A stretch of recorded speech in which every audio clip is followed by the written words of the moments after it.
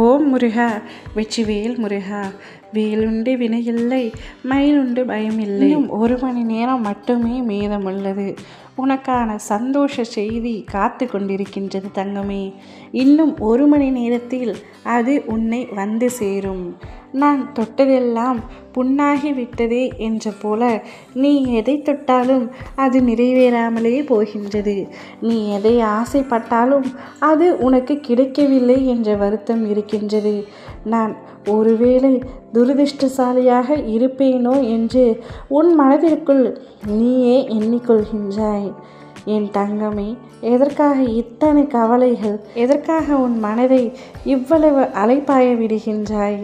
கவலை வேண்டாம், கஷ்டம் வேண்டாம். உன் அப்பா நான் இருக்கின்றேன் அல்லவா?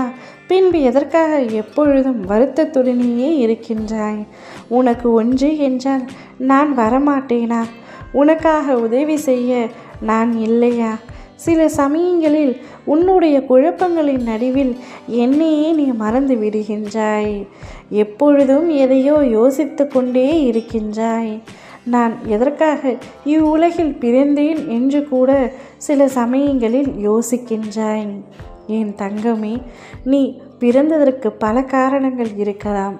ஆனால் என்று நீ என்னை சரணடைந்தாயோ அன்றிலிருந்து நீ என்னுடைய குழந்தையாகிவிட்டாய்.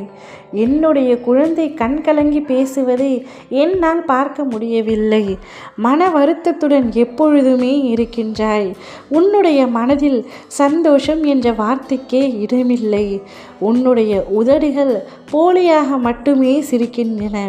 மனதளவில் சிரித்து பல நாட்கள் ஆகின்றன. நீ நினைத்த எதுவுமே நடக்கவில்லை என்ற கோபம் என்மேல் கூட இருக்கின்ற. நீ எதற்காக பிடிவாதமாக இருந்தாயோ, இந்த விஷயம் எனக்கு கிடைத்தே ஆக வேண்டும் என்று இத்தனை நாட்களாக காத்திருந்தாயோ, அவை அனைத்தும் இன்று இரவுக்குள் உனக்கு நடக்கப் போகின்றது. இன்னும் 1 மணி நேரத்தில் அதற்கான நற்செய்தியும் உன்னை தேடி வரப்போகின்றது. உன்னுடைய அத்தனை பிரச்சனைகளுக்கும் தீர்வு கிடைக்கப் போகின்றது. உன்னுடைய அப்பா நான் சொல்கின்றேன். கட்டாயம் உனக்கான வெற்றி கிடைக்கப் போகின்றது.